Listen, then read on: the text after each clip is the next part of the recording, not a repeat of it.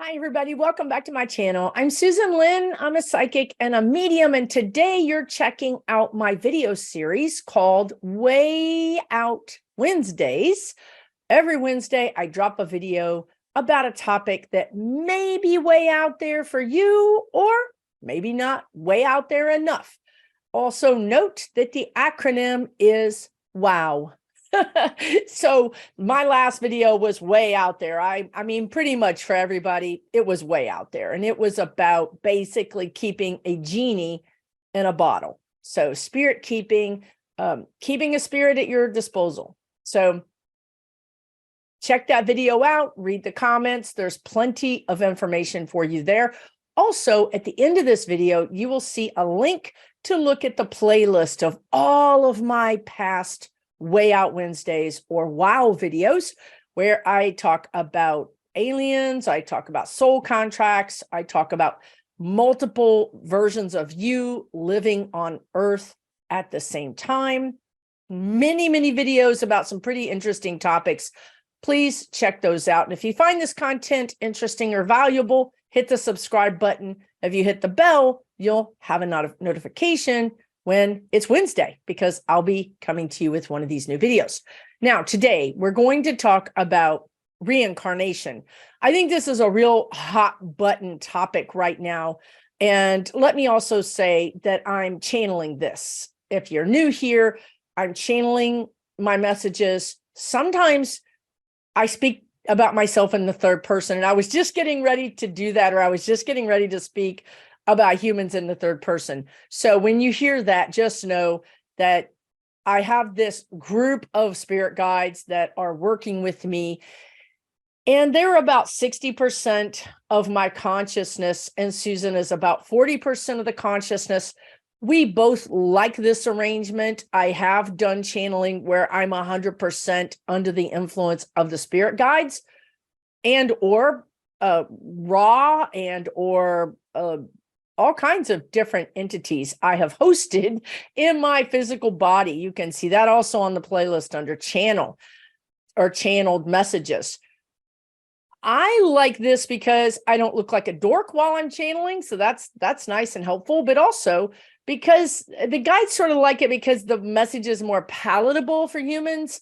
Also, I'm bringing my own personality or human communication style, as they would say, to the message. So sometimes that's easier for humans to take in, to connect with, to vibe with, whatever you want to call it.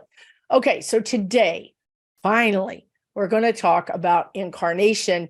And do we have to incarnate, right? A lot of us, a lot of my clients, a lot of you say, I'm not coming back. You can't make me come back.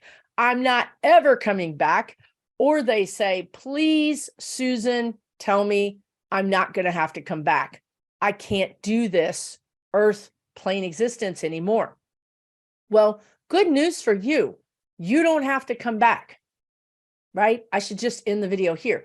You don't have to come back. We have free will. Truly, human souls have free will. Now, what happens is that when you cross over, when you finally end your earthly life in this incarnation, and you cross over, and we know there's no death, our soul lives forever. It's energy. You cannot kill it. It's energy, okay?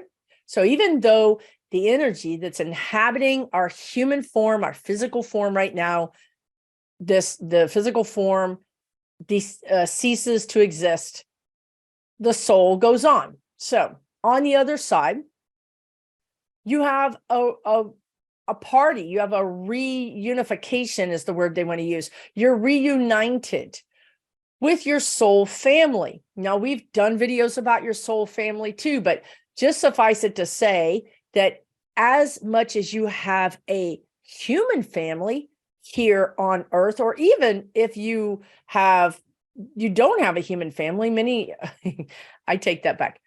You don't have a birth family. Okay, that's what they want to say, a birth family.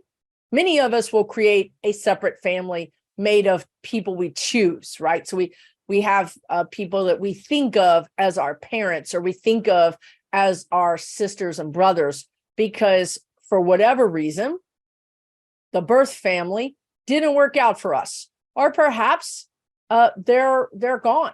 You were an only child and they're gone, and so you've created some new ties with people that could be, or you could feel like they could play the role in some ways of a brother or sister or a parental figure. Okay, so we have that here on earth. Well, we also have that same thing on the other side, across the veil. We have a soul family. Now, that soul family, those are people that you've incarnated with many times, sometimes 10, 20, 50, whatever times, sometimes many, many, many times. Those people in your soul family have played roles in your physical life incarnations. So, for instance, this soul, which may lean towards a masculine expression of itself, but really can incarnate as a female or a male, might play your mother in one life, your sister in another life, and indeed even your son or father in another life. Okay, so we have these soul families over there. So we get over there. We have this reunification. We have this homecoming. Yes, indeed, we leave friends and family behind in our physical incarnation, but we're welcomed by friends and family in a soul incarnation or a soul energy sort of way. So you get there, you have this big party, they've missed you, and they're slapping you on the back and they're hugging you and they're saying, gosh, you did a great job. You really chose a humdinger of a life. Look at you. You did so many things you wanted to do, right? I mean, it really is positive. It's really a homecoming. Now, where we can get to the point where we may want to come back is we do our soul review, our life review.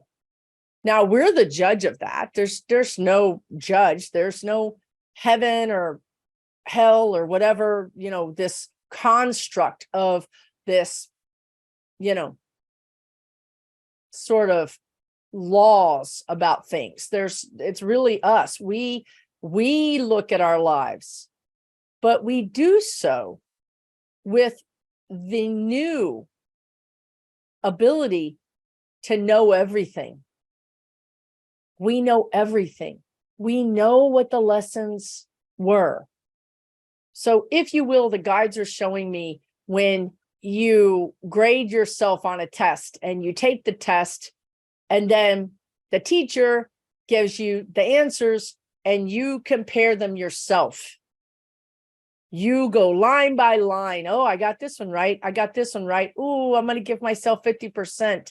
I got it half right. Didn't quite get the whole thing. Oh man, I whiffed that. Like I didn't get it. I didn't get the message. I didn't get the memo. I didn't get the lesson. I just didn't get it. Wow, I tried so hard. I can really see how I turned left instead of right. I can really see how I thought that this reaction or this action was the correct way to go based on the parents that I chose, the community, the culture, the race, the whatever that I chose to grow up in. I can see how those things influenced me. And I can see how I really had some opportunities to think about things differently. And I can see how maybe I did think about things differently. And I tried. Oh, I can really see how I tried. Oh, man, Susan, you were there. You were almost there. You really almost got it. But at the last minute, you backslid and you took that person back. You fell back into that pattern, right? And perhaps even a pattern that you've had in past lives that just kind of dogs you through your lives. Like, oh man, I did it again, right? Well, most of us in that feeling, in that place of bliss, in that place of pure love and acceptance, where you don't have the weight of the world, the weight of earth, the weight of gravity, the weight of the construct of whatever it is, the society that you grew up in. Without all those constraints, everything seems possible.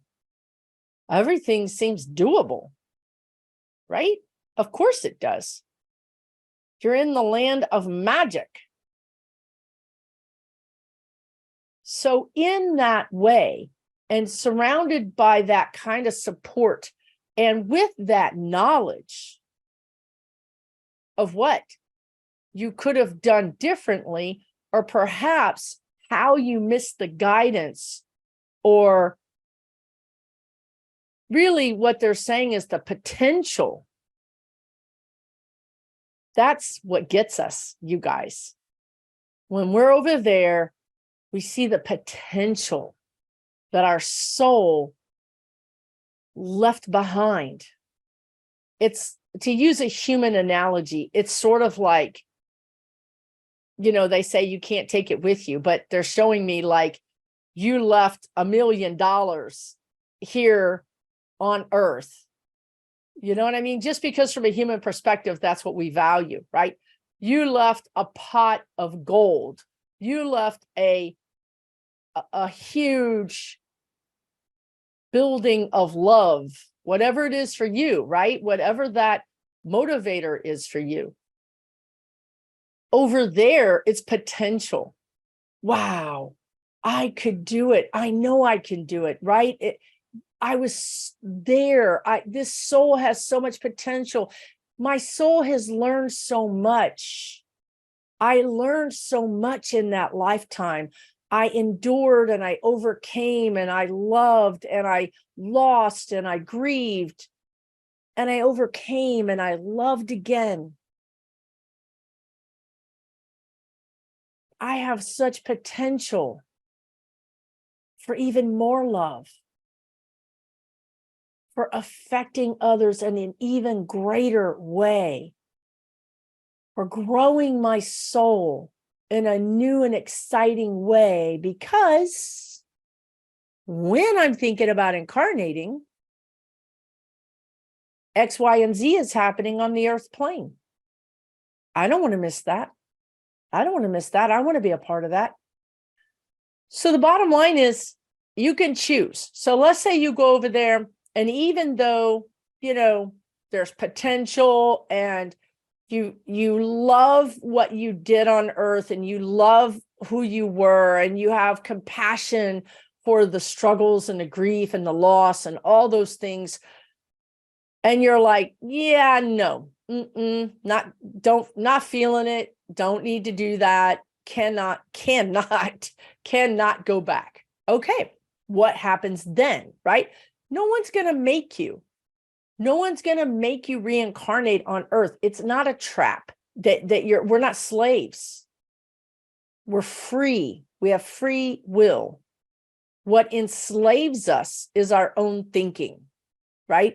So if you cross over and you say, I just can't do that, what would likely happen, what I'm seeing is then you kind of go to a place that is a sort of like an R&R kind of place. The way and really, Earth is a tough place. The guides have told you this. It's almost like special forces, tough.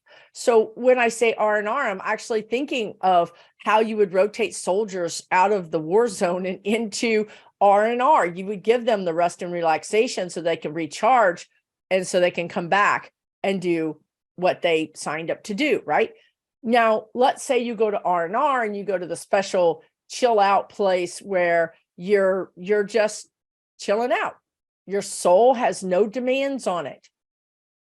You're not learning anything. You're not trying to expand or learn. You can just be, right? Now, what they do is they have special R&R. I mean, our soul has energy, right? It has actually an energetic fingerprint or an energetic identity. And some of you guys would want to be laying in warm sand with the sun on you, you know what I mean? And just surrounded by dry warmth and just be sort of just be in that, right? Some of you would want to float in space and just be. Some of you would want to be submerged in water and just be. Whatever it is for your soul, for your energetic soul, that's what you get. Now, you're not abandoned, because this is an important point. Souls are important. They're accounted for. They're accounted for is all I can describe it. And I think that's another reason why people think that souls are controlled, or there's some reincarnation trap, because they are accounted for. This is precious. Our souls are precious. This is a ball of light, love, energy, activation. This is a creator. Your soul is a creator. So they're important, right? And so they are accounted for. You're not just tossed out, You have, they're saying, as in our human physical manifestations, we have guides, spirit guides, or guides that help us. Well, when you're in your R&R place, you've got a team, or at least a minder / keeper that checks on you, that makes sure that you're okay. So you're never just tossed out. Okay. So now let's say that you spend some period of time, and there is no time, but that's a human thing for me to say, because we think in time and we think in linear time. But let's say you spend, from my and your perspective, time in your R&R, and again, it can look like anything. I mean, if you want to go to Margaritaville, go on with your bad self. They don't care. It's a free, it's open. You can do anything you want. So wherever you are, you're hanging out in your space. Now, I do see you alone, because you really need to be alone. So I don't see you in R&R with your soul group. I don't see you in R&R with other people. To me, it's a very almost like a cocoon, right? And so butterflies have their own cocoon. They're not in there with 5 of their best friends partying, right? This is, maybe I take it back about Margaritaville. I don't know, because I'm thinking, for me, like, after I got out of the water, I'd want a Corona with some salt and lime. But anyway, that's another story. I mean, I'm pretty sure I could get it. I mean, if I can get anything. Anyway, holy moly. Okay. They're like, Susan, that's the party R&R. This is the healing R&R. Okay, I get it now. So in the healing R&R, you're in your cocoon by yourself. Now, let's say you come out of that and you're like Rip Van Winkle, and you're like, whoo, I've been asleep for 1,000,000 years, whatever it is, 1,000,000 days. Does not matter, because their time does not match our time. 1,000,000 years over there is probably like 6 months here. No big deal. Okay. So let's say you come out of there and you're thinking, yeah, I feel really good, but I'm not going back. You can't, I'm not doing it. I cannot do it. Your soul can get, I mean, it's sad to say, but your soul can really get damaged here. Some of us are very sensitive, and our souls can really get damaged here. Now, so in that point, if you come out of your R&R cocoon and you say, yeah, no, not going to happen, you have some options. One of the options they're showing me is you can be a guide. One thing's for sure. If you got through however many lifetimes that you have incarnated, and you're over there and you're saying, tap out, I'm out, uncle, you've seen some things, right? You've experienced hardship. You've experienced grief and loss and betrayal and all those things that really just rough us up, right? You've probably experienced love and hope and all those things too, but maybe they were out of balance. Maybe you just couldn't ever quite get the balance right. And your life ended up being really too much grief, loss, and those types of things. So they would actually offer you to be a guide because your soul is still growing as a guide. So you're still working on your soul, which is the whole point of this, is ascension. Okay. So in that way, you're still working on whatever, you're still working on those things that you wanted to work on, that you thought, that you feel, that you have identified. Maybe my soul needs to learn about forgiveness. Maybe my soul needs to learn about boundaries. Maybe my soul needs to learn about compassion, or maybe my soul needs to learn about power, how to use power, whether to use it fairly or whether to use it at all, right? So those lessons can still be learned while you're guiding someone here in their soul incarnation as a human. They're telling me it's much like when I give a reading to somebody, right? I'm learning. You better believe that they're going to bring all the people, my clients are going to have similar issues that I'm dealing with. And even though I'm channeling the answers for them, and I don't remember the reading, I know that on a soul level, this is a lesson that I've either learned or I'm currently learning. And therefore, it's sort of soaking in. So it's the same thing with being a guide. You might say, well, if I flunked out of Earth School, and that's a terrible pejorative way to state it, and that's not how they would state it, but that's how Susan would state it. And that's why they like this back and forth, because it helps you get it, right? Instead of talking to you from some high level, I can talk to you from a very human experience level. So, and when you think about it, well, I flunked out of Earth School, how are they going to give me a promotion to guide? Well, we all know they promote, but anyway, that's another story. Because you're still learning, right? Because you're still learning. And the guides are saying, because you've been through it, who better to learn from than somebody that's really had a breadth of really challenging experiences? They want to remind me about that adage of smooth seas do not make an experienced sailor. If you've driven your car your whole life and never driven in snow or ice or flooding rains, you're not equipped for those things. You're not going to know how to drive on snow or ice or flooding rains. You're just not going to know. You've never been challenged in that way. So if you're a soul that doesn't want to incarnate because you've had just a terrible run of some lives, being a guide for someone is awesome, because you're like, hey, I've seen this before. I'm going to be able to help them because I've experienced this and they haven't. So you can see how not only do you not have to incarnate, but you can, by virtue of having some rough lives, and by virtue of saying, I don't want to go back and experience this in this way, you can actually experience it from a completely different way and have the added joy.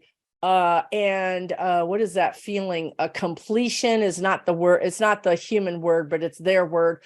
This feeling of usefulness and completion of helping someone in their human life.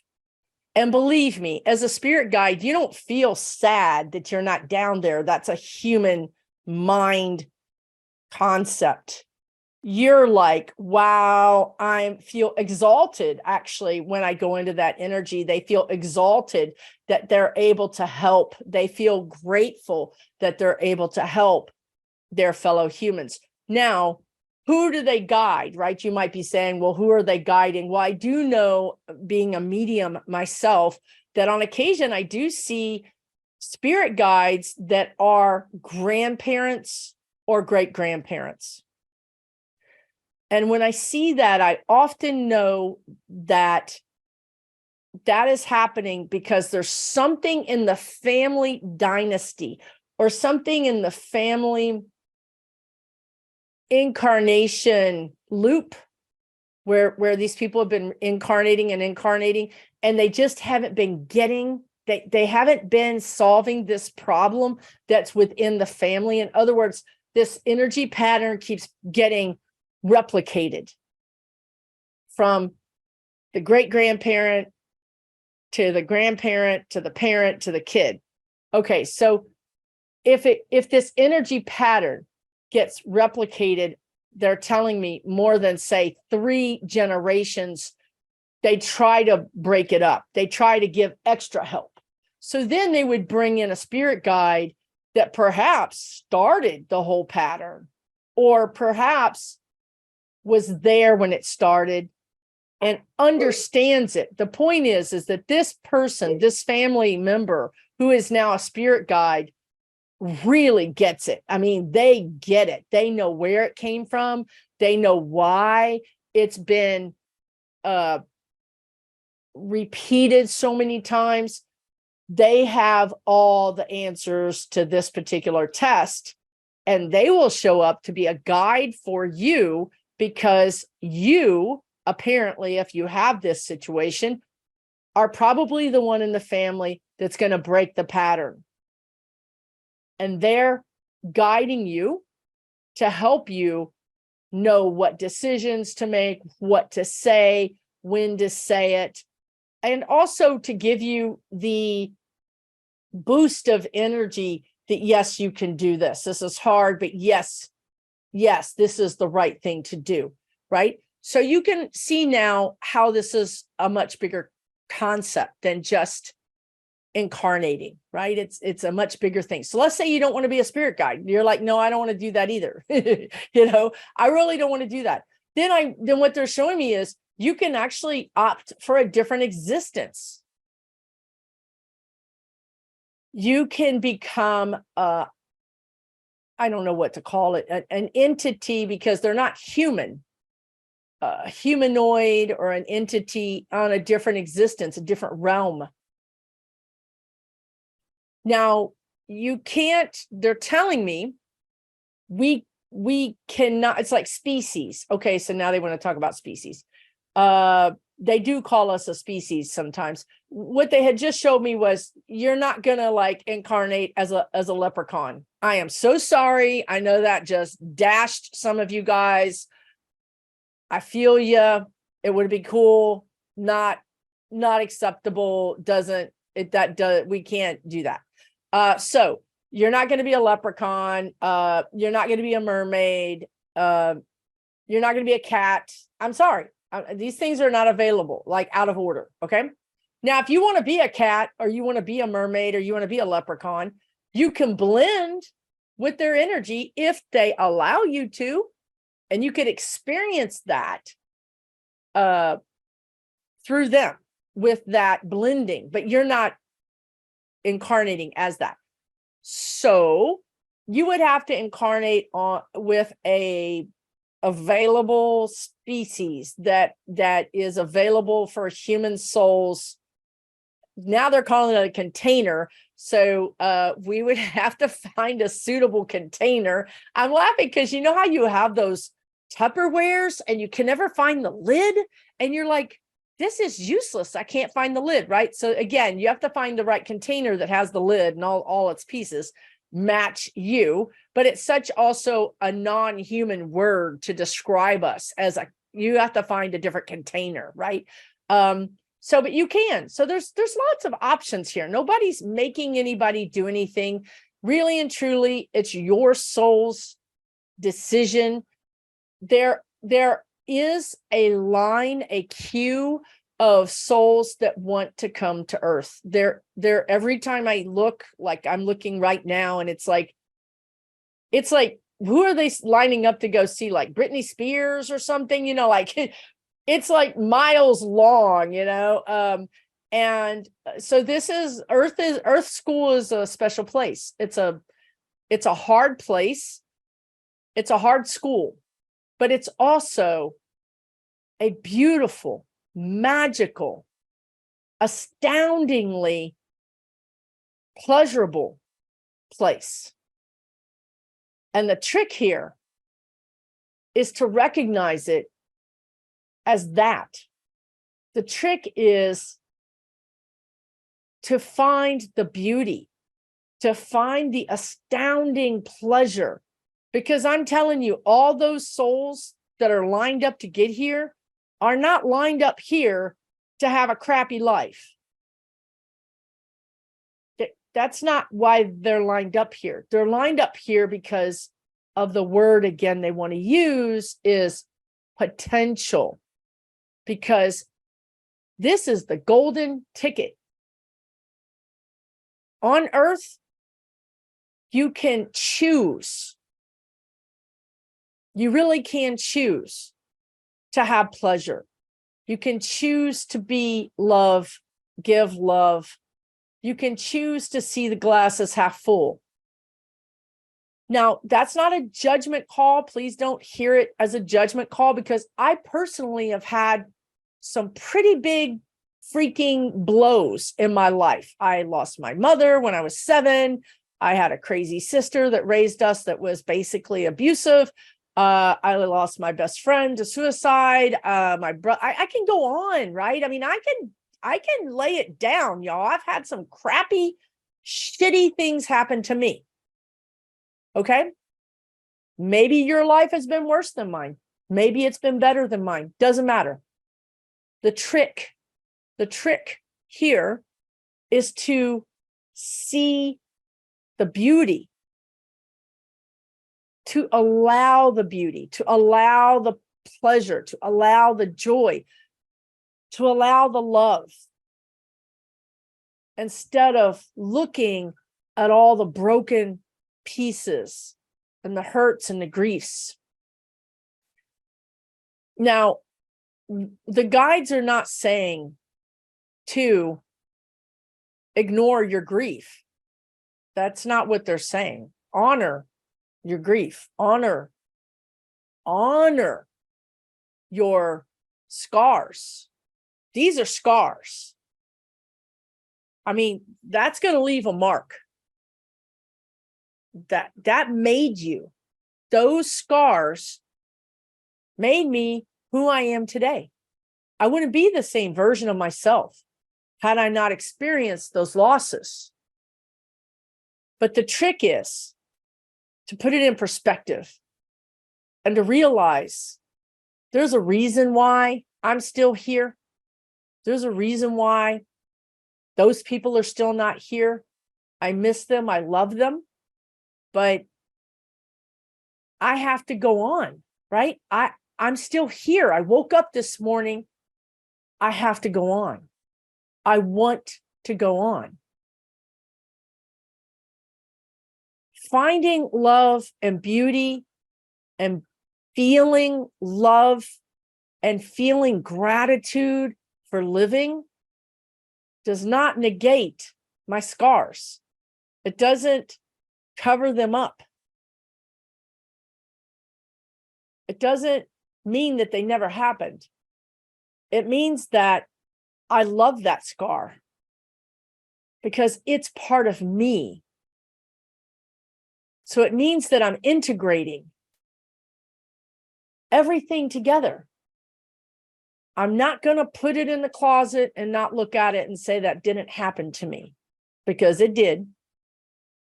But I'm also not going to wear it like it's everything about me. It's one part of me. There are other parts of me. And the guides mentioned a little while ago about balancing. Remember when they said that soul couldn't balance the light with the grief or the sadness or the pain. So they said, I can't do it anymore. I want to check out.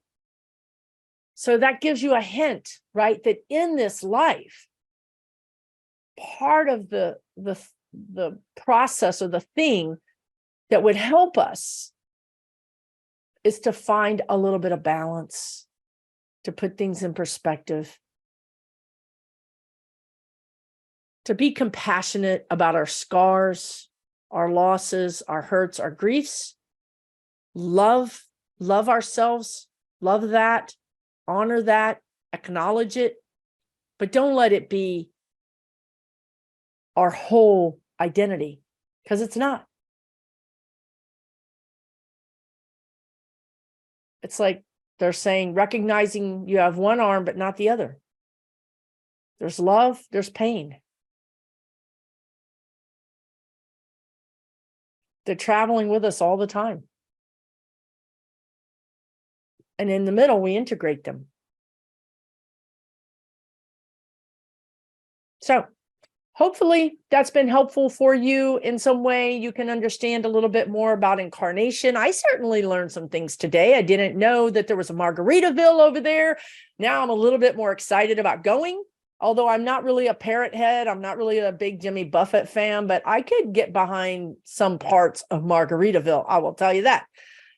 But I also learned that, we can choose to be a guide, and you're not going to flunk out of Earth School, that there is no flunking out of Earth School.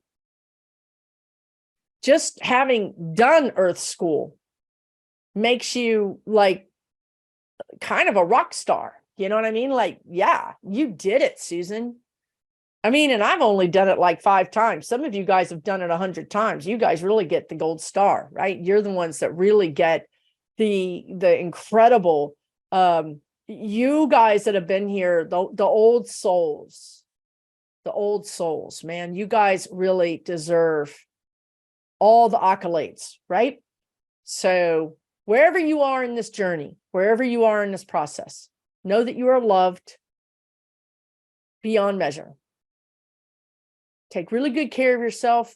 I'll hopefully see you again right here next Wednesday for Way Out Wednesdays.